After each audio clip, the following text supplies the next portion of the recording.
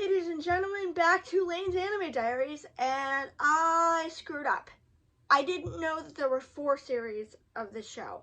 I thought there were 3, so that means seasons 2 and 3 we're gonna have to condense and make it 2 episodes at a time. Luckily, season 4 is 11 episodes, so it fits perfectly within that time frame. But we're gonna have to do this 2 episodes at a time. And sometimes I'm going to do this because the show is really long, like with D. Grayman. I don't want that taking an entire year, so I'm going to speed up because there are other shows I need to get to, and I don't want it taking forever. But Sorcerous, Orphen Season 2. A bunch of people are going to a church, or not a church, they're going to an abandoned theater because they have been told that there's treasure there. Unfortunately, they are attacked by...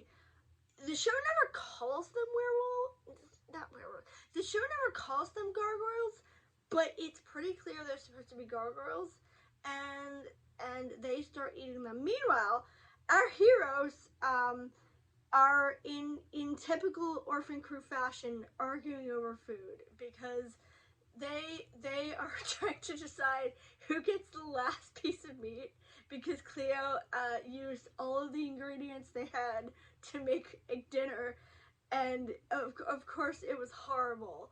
I am a little annoyed that all the female characters are reduced to, that, but she does have her great moments, so I love her anyway. And they hear the screaming off in the distance, but they initially don't want to investigate until Cleo is like, oh, maybe they'll have dinner for us. And then they're like, yeah, let's go get him. They go because they think they're gonna have food. Why would you think that? I don't know. So they get there and they help the people. They get inside the theater and they are attacked by a doll, and most of the episode and the next episode is them trying to defend themselves from these dolls.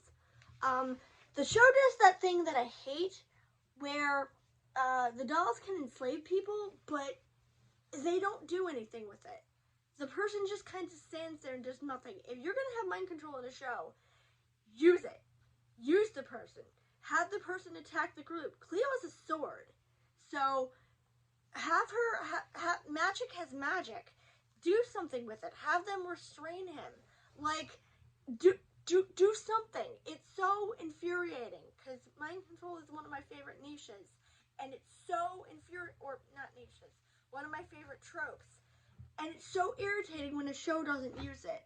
But they meet a girl, and the girl has brought her troops down there. She won't tell them the reason she's down there, but she tries to rescue her friend who has been taken by these dolls, even though Orphen is like, they're just trying to lure you down here, right? Like this is clearly and obviously a trap, but she doesn't listen to him. And there's a lot of lore about someone, Swedenborg, I think? And he was like a god, and the church was unhappy with him for whatever reason. So I didn't really understand what they were trying to get at. Like this theater apparently has been enshrined to show his play and to I guess glorify him. And the play is basically two people saying, we're not happy with him, so we're gonna send people to destroy him. There's something about a curse. I don't know. I didn't really get what they were saying. Also, of course, Osley is there because Osley is always there. And she runs into those 2 bratty kids who amusingly enough don't want to go in because they don't want to be anywhere near Orphen. They don't like him, so they're like let's go in and get treasure. And then Osley is like Orphen's in there, and they're like, you know what? Never mind, we're fine. That was actually really funny. Usually they're not funny, but that part was actually really amusing. She also pulls Orphen and his friends out of the ruins when it collapses inevitably, because of course it collapses, because that's always what happens. Happens when the play is over. Maybe it rebuilds. I don't know. But she pulls them out. And the girl, whose name is Madchen, has agreed to take Orphen to Kimluck because she wanted to rescue her friend, and he wants a way out, and she's like, okay, we'll make a truce, and I'll take you here, cause I can be a guide. I know that area. So they get out, and she basically reveals that she is a death instructor from the tower. Um, I'm not sure why she decided to go into the church, but for whatever reason she did.